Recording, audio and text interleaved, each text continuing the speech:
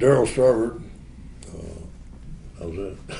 What else would you like to say? One of the premier, if not the premier, custom car builders in the United States. It is my honor, Mark Gustavson, to spend a few minutes with my old friend and hero, Darryl Starbird, interview. We'll talk about a few subjects. So thank you for coming out to GSL this year. It's been my pleasure. I've had a great time, and like I just told you, we've just been out to the museum, and it was unbelievable. Impressed with this whole thing you've done here. You're to be congratulated. We are to be congratulated. This is the effort of a lot of people, including those in this room. So, great. So thank you for being here. What's your impression of the state of custom car building right now in the nation? Well, it certainly is. It isn't dying, that's for sure. And the proof of that being is I just came from Ken Design out there right here in Salt Lake City, which I didn't even realize they were in Salt Lake City, but they do the TV show, of course. And the thing they're doing is, and when I left there, I got to thinking, I'm almost a dinosaur compared to what they're doing today. I mean, of course, I'm a hands-on builder, and they got 30 guys out there doing what I do, and one other guy maybe, and have the skills or try to have the skills anyway to do everything, where they've got a specific person to do a specific thing on the car, So it's a whole different world. But as far as just the overall sport goes, I think there's probably more cars now, even 50s type cars, than there was in the 50s, in essence. But it is a niche market, no question about that. It's not as mainstream as it was at one time. I worked my whole life trying to make hot rodding and custom cars mainstream, so to speak, to appeal to everybody, not just a select few. And at least that's what TV's doing again in a big way, is because there's a half dozen car shows on now about this type of sport. Of course, like I say, they're doing a little different thing than what we did. The old school, of course, there was a dozen of us that did everything, and we built cars from scratch up, but we did them with very limited tooling, very limited experience, really. I mean, compared to what they're doing today. So. What was it like to work with Cushenberry and Winfield and Barris and the Alexander brothers? What was that experience like for you? Well, of course, Cushenberry worked with me. He's from Wichita, Kansas. So my shop was Star Custom. So he was a good friend, and even when I put the bubble on the Predicta that didn't get here in time, I went to his shop in Monterey to cut the top down and put it on the car, so I could take it and have the Carcraft do the cover on it. He was a great guy to work with, and a very talented kid, even when he was in Wichita. Of course, we were both in our late 20s at that time, doing custom work, He moved to California to try to do something out here. And of course, he told everybody out here he worked for me, because I already had a little bit of a name when he came out here. Sure, you did. Of course, as the years went by, he just hung around the shop. But anyway, it don't matter. But anyway, Barris, he's a whole different animal, of course, but a great guy to work with, really. George has always been real good to me, and we've had a lot of real good experiences together. And so I've never really felt real competitive against George, like a lot of guys, or animosity, or whatever you want to say about George. George, a quick story about it. The Cosmo Ray, for instance, which I built for a fellow. That was the bubble top 64 Corvette. Right. And he did a few work on it, changed it very mildly, and painted it, and bought it actually from the guy I built it from. Greenwald? Yeah. Greenwade was his name, yes. Yes. And, but he I kidded him many times when we were together, and when I see him, it's the best car he ever built. I mean, even though I had it in the car, Rod and Custom cover and in the magazine in my name long before he ever got a hold of it. Sure. Another little tidbit: the original owner of it that sold it to him had a nice big sign made for shows, and it explained it, and it said, Darryl Starbird built and all that. Well, for a couple of years after that, every time I go to a show, they just turned that sign around and put George Barris on the back of the same sign. So all you had to do was turn the sign around. It was my car. But anyway, that's George, and had a lot of fun, a lot of experiences together. when we did the Ford Caravan thing, and George was a big part of it. Mm-hmm. You know, we traveled nationwide. At that time, he was with AMT, of course, and I was with Monogram. And Monogram would ship me to the shows, and they would all be there too, of course, around the country. And George and I hung around together and really got to be good friends, where most of the guys didn't like George. They were strong competitors, I should say. You know. But him and I, for some reason, never really got to that point where we felt one was stepping on the other one, so to speak. You know.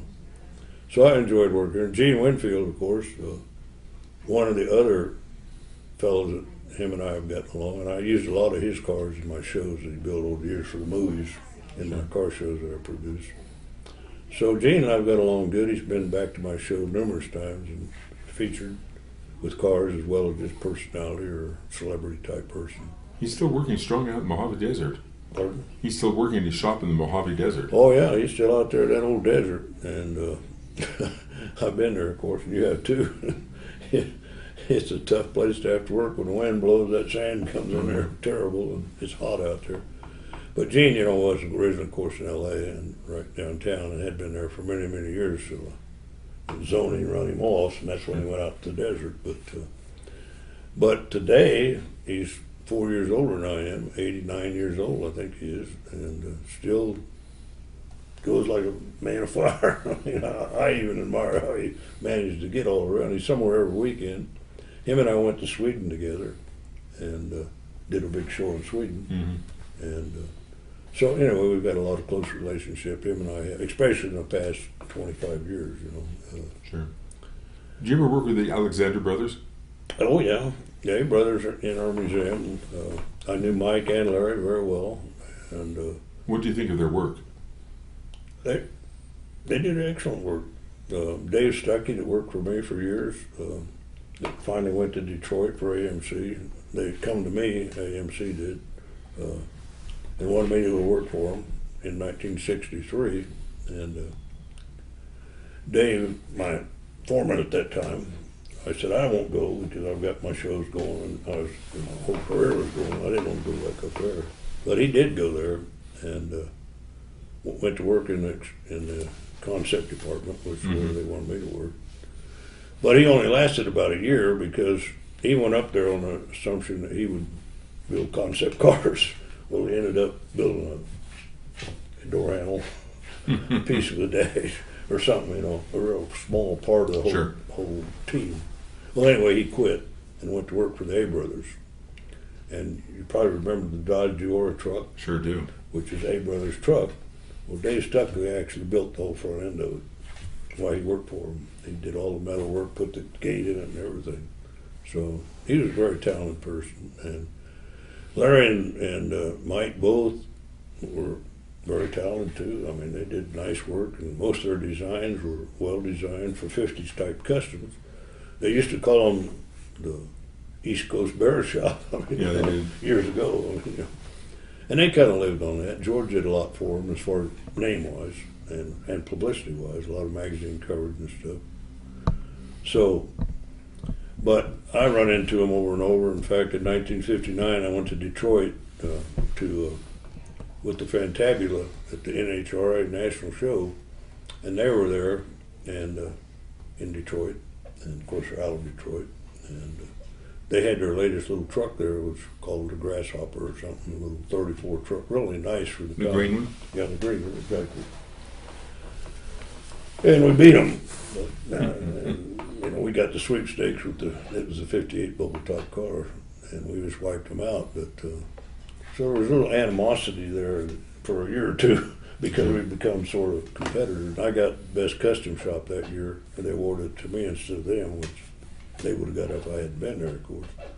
And, but years after that, Larry, or especially Mike, come to the museum every year for 15 years probably. Never missed an induction ceremony, you know. Larry came about 4 times. Larry was a different type person. He was very reserved. He was kind of quiet. Didn't like to be around people as much, you know. Mike was very outgoing. And so, you know, we got all kinds of personalities in this world to deal with. And but that's one thing I've always done probably a little different than most custom car builders or competitors, so to speak. I always admired them and worked with them and tried to. And when I did my museum, I wanted to give them a part of it, Sure. be a part of the Hall of Fame, and Your museum's a remarkable place. I try to put them on equal scale with Yes. myself and everybody else. I mean, and I don't think any one of them would have ever done that. Let's put it that way. So Yeah, but that's also the reason you're so well loved in the hobby. You've always played it fair. I hope so. Anyway. That's the truth, Darryl. Yeah. It's the truth. What did you think of your initial involvement with Monogram? Barris and Cushionberry and those folks, even Winfield, were involved in consulting with AMT, putting special customizing parts in the kits. Exactly. And that started in probably late 1960. Tell me how the relationship started between you and, say, Bob Reeder up at Monogram. Okay. Of course, that's a story within itself. But at that time, I had built the predicted 1960, of course. Mm-hmm. And I followed it up immediately with the Forecasta 2 years later, another bubble top car, my second bubble top car. It happened to be on the cover of Carcraft magazine, and in 1962, 62, and Monogram did the big V8 for the first time ever The in the 8 automobile, the V8 big engine, so Yeah. what it was, and a very nice job of it too. And they happened to run an ad for the first time in that magazine that I happened to be on the cover. Mm-hmm. And Jack said to Bob Reeder was vice president, Jack the president at the time, said, "That's the man we want to be our design consultant." I mean, he saw that car and loved it, and the publicity I got, I had 5 or 6 pages in there about me, and so Yeah, you forth. did. They, of course, weren't really into cars like you would think, but before that, had always built aircraft. Was a real big thing. Started out with the balsa airplanes. I mean, that's where they started in their garage. I mean, and then went into military stuff, and then finally into cars. And like I say, they wanted a design consultant to kind of break into the custom car hot rod world, so to speak. And that's how it started. Jack called me up one day out of the blue. I didn't even know he was president of Monogram. I didn't even know much about Monogram, really. But I had my shop there, and I was working hard on it, getting ready to build another car, of course. And he said, "We want you to be a design consultant. Would you ever consider something like that?" And I said, "Well, I hadn't given a lot of thought, but I certainly think about it, Well, he called me about it, and I began talking to Donna about it, my wife. Do you remember when this was? Pardon? Do you have a recollection of what year and month this was? Oh, yeah, it was 62, early 62. Probably right in January sometime, I'd guess. And he, at that point, he called me back in about a week, and he said, "Well, Darryl, we've discussed it a lot. What would you like to do, or how would you get involved in it?" And I said, "Well, I've decided I'd like to do that." And he said, "Well, what Bob and I would like to do is fly down and sit down with you, and we try to go over a contract and all that kind of stuff, and see your place and see what you're doing." Well, my shop in 1961 was a 6-car garage. And I think they thought I run Boeing aircraft company. In essence, in their mind, I'm sure, because I did get an awful lot of publicity in about 4 or 5 years there, and you would think I'd have like Kendig has today.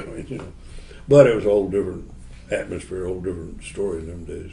But anyway, I even went, and I told this before, to the degree of quickly putting together an office in my shop, because I didn't even have an office. I had a desk up there, and that was it. And the rest of it was all building cars, of course. And but to impress them, so to speak, I put a whole office in and chairs and you name it, to close off part of the regular shop. They both flew down there, and we sit down and talked. What was that conversation like? Well, I'm sure they were a little bit shocked over the whole situation, but I don't remember the details. I was probably more worried about it than they were, what their impression was. Sure. But we sit down and talked, and man, they seemed to think I was as important as anybody in the world. At that conversation anyway. and they certainly wanted to pursue the idea of me doing cars. They had just started doing the engineering on the Big T. Roger Harney had just started doing the work on it when they first come talk to me, and so they already got in thinking about getting into the, and because they did that Chevy engine, they went to the Big T, of course, which had the Chevy engine. Same scale. So that was the next logical step for them. Mm-hmm. So I went up, and they had me come up there right away, and I signed a contract with them, got the lawyers and all that stuff. That's the first thing I did. I went up there and kind of critiqued Roger's start on the Big T, and we finished that up. And of course, they put me on the box and all that. I signed a 6-year contract with Monogram from '62 to '68, actually, early '68, and that's kind of the story of how I began with Monogram. What were your first duties under your contract? To come there and just critique engineering, really. That was the whole idea. I just would go up there at least once a month, and sometimes twice a month, depending how we were on a particular project, and just sit down with the engineering department and go over the tooling. And I didn't know anything about the actual tooling part, but they wanted to be sure everything was going the way they wanted it before they went into the expensive tooling. At that time,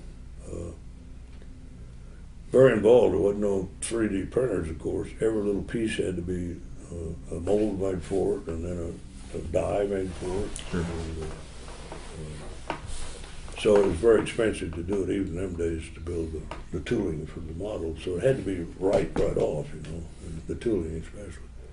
So I just kind of critiqued the design of whatever we were doing at the time, and they were always very good to me. If I wanted anything, they were right there to do it. And even in 1960, right away we went to work on building a Big T, the actual Big T. Sure. About the same time they were finishing up the engineering on the Big T. Turned right around and started right immediately on the Big Deuce, the 32. We didn't actually do the tooling on it till I got the Deuce done. And then I took it up there and they did the tooling right off of it. The other Big T was done all up there, of course, and the tooling was done, and the kit was almost done when the car was done. They kind of wanted the two, and they did, promoted the two together at the beginning of it, so forth.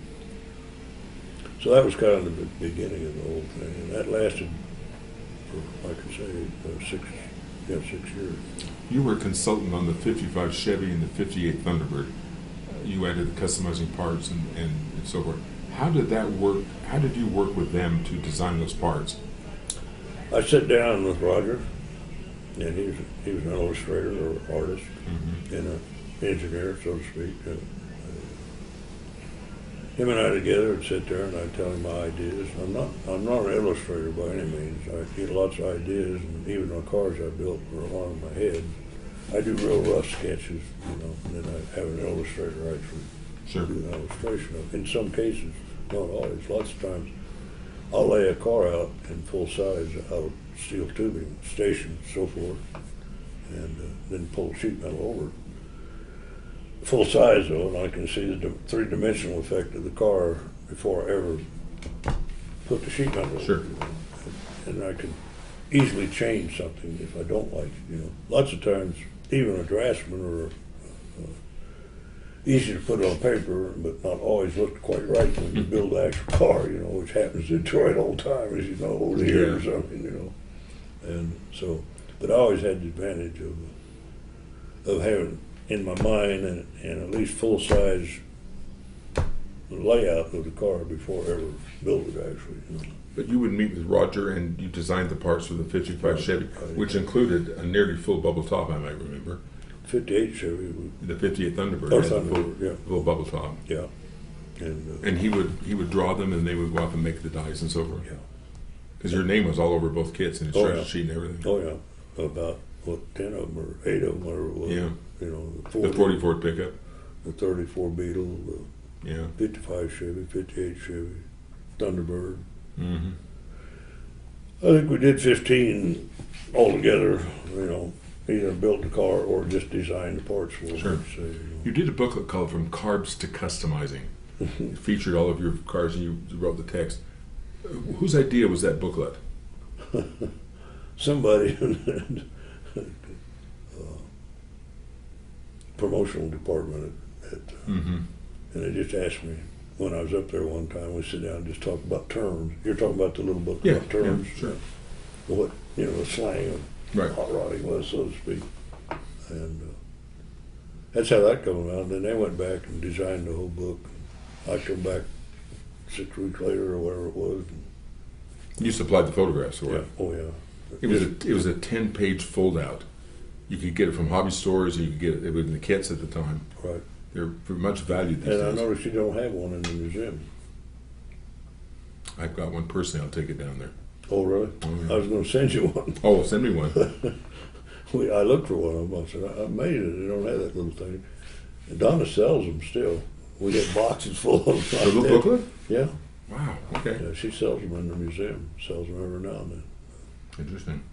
But anyway, that's how that come about. So at some point they came to you about the Predicta, Mm-hmm. and how did that play out, generally speaking? The Predicta was the next project after the Big Deuce. Jack wanted to do something then on one of my cars, a bowl top car, of course, because that's what they hired me to be in the first place. But Sure. I got caught up in doing the early cars, and we talked about it. And I said, the car needs restoring and needs a lot of work, but we can work it out, no problem. And he said, well, what would you take for the car? And we'd like to just buy it. And I said, well, I guess I'd sell it. Well, come to find out later, I probably shouldn't have done that, because when I sold it to them, they got all the name rights and everything. Yeah. To where I could have retained all that if I'd been a little smarter those days, maybe. But I was so honored and so involved in wanting to do it, that I sold the car to them. And then we delivered it before I tried to restore it then, they wanted to do the measurements on it for the model, which you showed some pictures of it, with the tape on it and all that. Right. I took it to Monogram in a trailer, single trailer, and left it there, and went back to work for a month or so, and they did all the measurements for the tooling on it. And then I had a guy go pick it up, and with a trailer, my same trailer, a single car trailer, and on the way back, it actually slid off the highway and tore up the side of the Predicta a little bit. I mean, the car went over against the side of the wheel well. You only had about 2 or 3 inches on each side of the car for the inside wheel well. So he had brought it back home, and that's when I actually restored it and redesigned it, so to speak. And So Monogram didn't require you to restyle it? well, That's a decision you made alone? Well, it's kind of a bad deal, really. They thought I was going to restore it back just like it was, Well, I got started on it. I called him up and said, I'd like to make a few, critique it, so to speak. Some of the design on it I'm not real happy with, and I'd like to do some small changes on it. Well, and I did, and I made the small changes on it. But what threw them was when I then delivered the car back up there painted red and changed some of the tooling, or the drawings, I should say, engineering design drawings, didn't work no more, Right. which they weren't real happy about, especially engineering. Jack didn't mind too bad, but because they had to redo quite a bit of tooling drawings. Let me just interrupt for a second. Roger Harney, about 25 years ago, would have been the early 80s, early 90s, gave me all the engineering drawings his people That's what did. he said, yeah. Not one of them showed the restyle car. Oh, right, They not were wrong. all of the first time it was delivered there. And he told me he sent me everything. So if they did that, those drawings and so forth, they didn't render them. They must have just hoofed it, because there's nothing in their records. Assuming Roger sent me everything, there's nothing there to show the restyle car. I'll be right. Not one drawing. That surprises me, because I don't know how they could have done that without doing drawings, and layouts, and make tooling different, because it is a different shaped car. Sure it is, sure it is. Wheel wells, and front grille, and rear grille. And, like we're saying, the top's redone again different. Yeah. I worked on almost every inch of the car after that, you know. I'm sure there's somewhere there's drawings. I mean, I don't know where or who did them exactly, but, and maybe Roger never even got involved in that part of it. Perhaps not. You know, so that could have been done. He was only, and I don't want to put Roger down in any way, shape, or form, but he was really a low on the totem pole of the design department of engineering. I mean, he just sort of a draftsman, so to speak. And because I only worked with him at the last minute on details. I always looked for a lead engineer whenever I went up there as far as telling him Sure. what we were going to do next and all that, you know. So, and then it kind of went to Roger to put on paper, so to speak, you know. And, Was it hard for you to sell it to him and deliver it to him restored? Was that Well, difficult for you emotionally? yeah, I hated to do that, really, but because I'd had the car since '59 when I built it, of course, and I had driven a lot and promoted a lot and run it down drag strips and used it in my car shows, and, you know, I've become very attached to the car, really. But on the other hand, they paid me very well for it to begin with, which, of course, we, in them days, it needed money bad. The whole shop did. And so it was a blessing, so to speak, but kind of sweet and sour too at the same time, I guess, you know. But they become very, very good people. Had me go to different places that the project went, you know, at hobby stores and world fairs, and, I mean, you name it, you know. So I got a lot of use out of the car. And anytime I wanted to use it, actually, or wanted it for something, picture-wise or whatever, you know, they were certainly would let me do that. I mean, you know, in fact, the guy they hired to haul the car originally was actually, Findlay? yeah, he actually was Dave Poole's best friend, which worked for me. So that's how he got the job through me, actually. He's a nice fellow, by the way. Yeah, he was. Spoken to him. Yeah. Why didn't they do a kit of your Futures or your Forecasta? No one did. No, it never was done. Two reasons there. The fellow I built that car for was a chemist from Columbus, Ohio. Is that Chuck Miller? Chuck Miller. Chuck Miller turned out to be, lack of a better word, kind of a con man. And as I got to know him better, he used to come to the shop. He brought the car down, or he'd come down and we talked. He had a '58 Chevy that he showed in our car shows or my car shows. And so that's how I met Chuck Miller, the owner of the Forecasta. And so anyway, I told him I was going to build another bubble top car out of a Corvair, and we got to talking. He said, "Man, I'd like to finance that for you, you know, and I'd like to own the car, you know." And I said, "Well, that's fine. That's what I need exactly, because I really don't have the money or the time to build it right now anyway. But if you want me to build it for you, that's great, you know." And I did. I sat down, and he actually come down there in about a month and spent the next 3 months with us while I was building the thing. He didn't go back to Columbus. Well, when I got it all done and painted, he had paid me about half of it as we went along, you know, of the cost of the car, which I insisted on. Sure. But he owed me about 50% of the price at the end of it, and he wanted to give me a check for it. And I said, "Well, Chuck, I won't take a check. I got to have cash or a certified check or something. I mean, you know." Because he wanted to take the car to Columbus right away, you know, because he got a trailer made in the meantime and was ready to take it back up there. And but I got to know Chuck a little bit, and he had got to know a girl there in town and actually moved in with her, and she went down and borrowed a bunch of money on her car. She just got divorced and gave it all to Chuck, and he'd give some of it to me, and had no intention of ever paying her back. I mean, in essence, I mean, 'cause she just got divorced and got a pretty big settlement out of the whole deal, I guess. Well, anyway, make the rest of the story, and you probably don't want to use all of this, but he then I told him he could have the car, so he goes back to Columbus and he disappears for a couple of weeks, and he comes back and he's got the money, and he pays me, and I said, "Well, that's great, Chuck, take it. You know, it's your car, no problem." Meantime, I actually toured it. I did a thing called a custom car caravan. And I went to. We booked 12 cars, into about 10 cities, starting in Memphis, Nashville, Cincinnati, Louisville. And these 6 cars was a complete show. And believe it or not,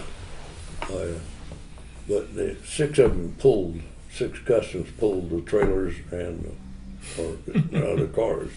So, but we showed all 12 of them, you know. And, but on the way to Memphis, some of them got damaged, and it seemed like every show we went to from then on, some of them got damaged one way or another. So we ended up it got in really bad shape after about the 6th show, and we weren't making money. I just dropped the rest of the tour and headed back home and sent everybody home with the cars and towing and whatever not. And I spent the next 3 months repairing cars to get them back to the owners because I didn't own the cars. Well, anyway, the forecaster was on that trip with me before Chuck come back. And he come back then with the money, and he took the fortunately, the forecaster never got hurt during this trip and tour. So he took the car and went home with it. But in the meantime, he got arrested as soon as he got in Columbus, Ohio, because his grandmother was older, and she had GM stock, and he stole the stock from her and cashed it all in to pay me. And then when she realized the stock was all gone, she called the police, of course, and they put him in jail, actually. He went to trial and ended up, I don't know how long he got or how long he ended up, but he actually got convicted of fraud.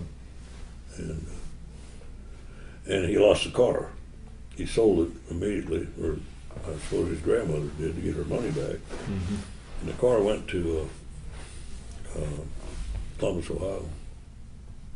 And then I lost it. Is that when they restyled it? No. Or did Miller restyle it? No, actually, Jack Florence restyled the car, made it astrometrical. Remember when it was astrometrical? Mm-hmm. That was Jack Florence. And he was actually in the Chicago area, Jack was. And, or no, Detroit area, that's where, no, I'm sorry. Monogram's in Chicago. He actually was out of the Chicago area, Jack was. And Jack built quite a few cars. Kind of disappeared over the years, but he was a pretty good little builder. When did you see it restyled? I honestly don't remember that. I saw pictures of it first before I ever saw the car. I was shocked. I mean, in fact, I didn't even realize that Chuck and Miller had actually lost the car totally. I knew he had that problems, and I knew he was going to trial over it. But I never did realize he went to jail till later, and they sold the car off, to pay her back. And, anyway, whoever bought it, and I can't even tell you who bought it, took it to Jack, and Jack customized it. And I'm not sure why they changed it or anything, because it wasn't hurt very much at all. Maybe the paint was hurt by this time, I don't know. And then the car, because of all that trouble, Monogram didn't want to get involved in it. And I didn't think it was a good idea to have the car or know the story behind it or anything. So I jumped right into the Futurista, or actually, the Futurista had been our next big car that I built for them specifically. And then the Orange Hauler. Did you build those cars for them with the understanding they would be owned by Monogram? The Futurista, and the story behind it, is that I went to Jack and Al Sloniker at the Grand National Roadster Show, or Oakland Roadster Show, known in them days as the Oakland Roadster Show, Grand National Roadster Show now. Right. The promoter, Al Sloniker, did a new thing out there. I'd been out there and won it several times. In '63, he did a new deal. It was called the Tournament of Fame. And he invited 6 of the top customizers to be involved in the Tournament of Fame. Sure. And he sat down, which was Barris and Winfield and Balon and Wilhelm and me and 6 guys anyway, Kuchenberry. And so I called up Jack then and I said, got this Tournament of Fame and I want to win it, I'm going to build a car for it, I like to, but I need some financing on it, Sure. And he said, well, what's it going to do, you know? And I explained the whole thing to him, the rules of it, and the fact it was the most futuristic, creative design ever was one of the criteria. First time shown ever was the second criteria. The best engineered and constructed car, you know, so forth. And I knew I could, the car I had mine, which was a futuristic, I knew would fit that format, you know, or that.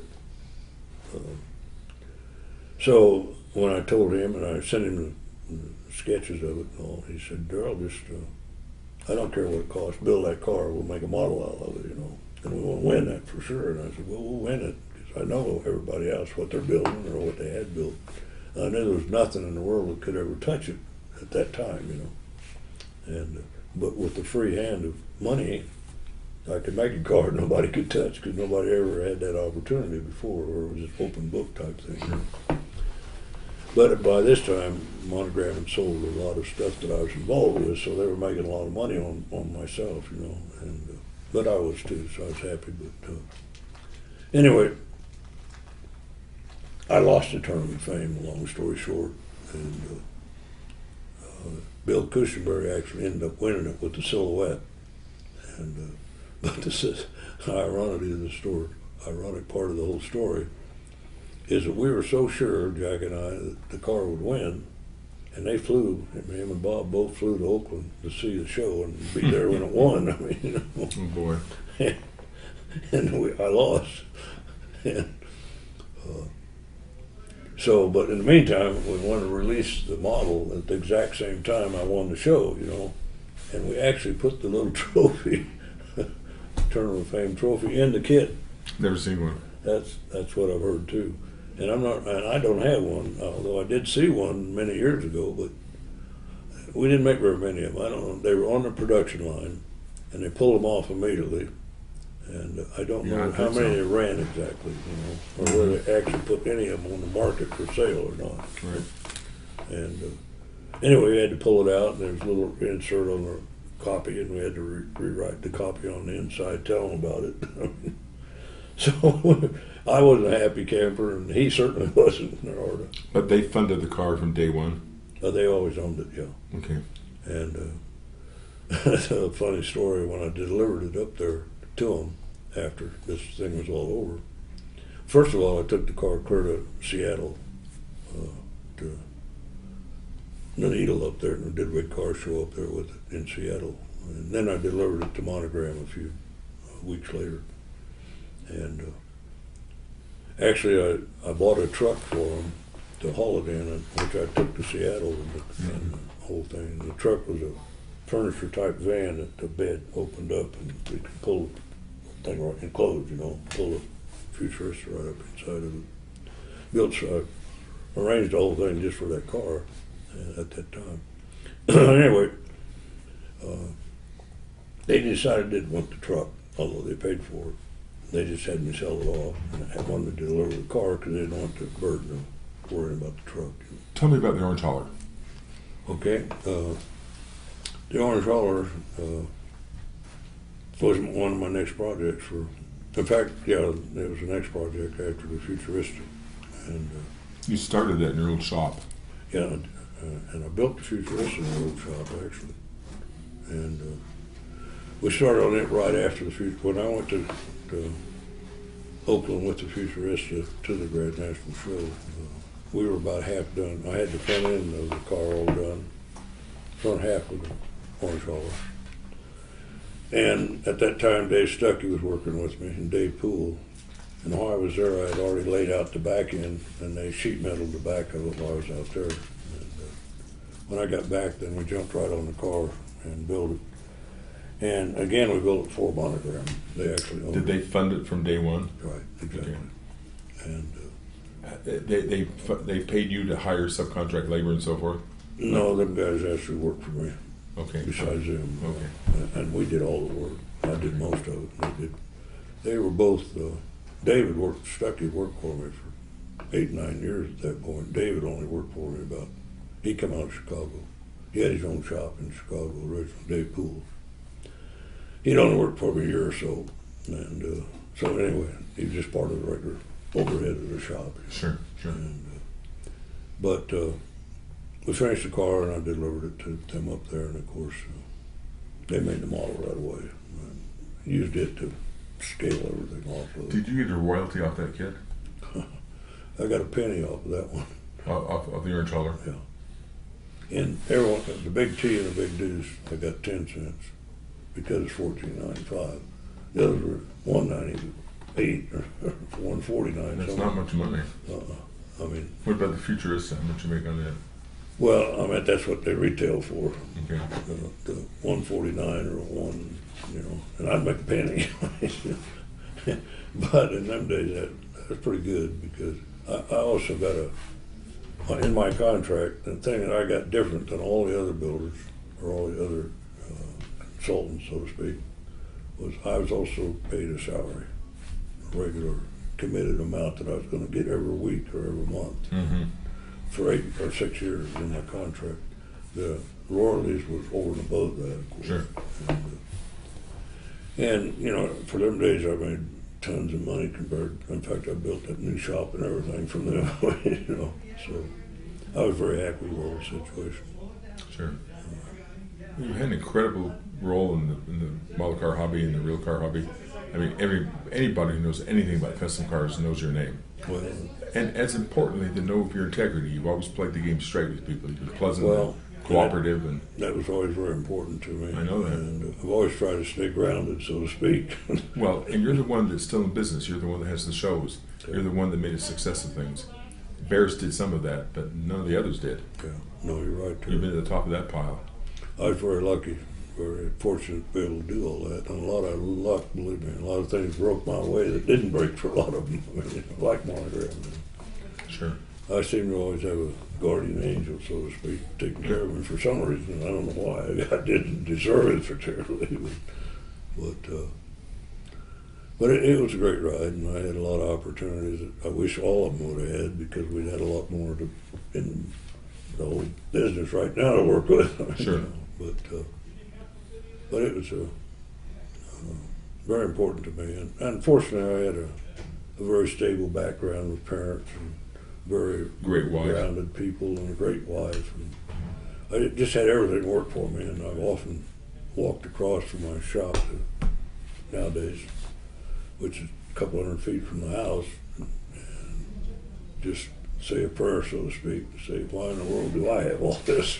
I mean, when I look out over the acreage and the museum and the lake and everything that's happened to me, and it makes you wonder, why you manage to do things and that you're no much different than anybody else. And I've always had another thought that a lot of them don't have, or a lot of people don't have. I always kind of look back to see who was following me too. I wasn't no scientist, nuclear scientist or nothing, and I always felt that I wasn't anything really super special.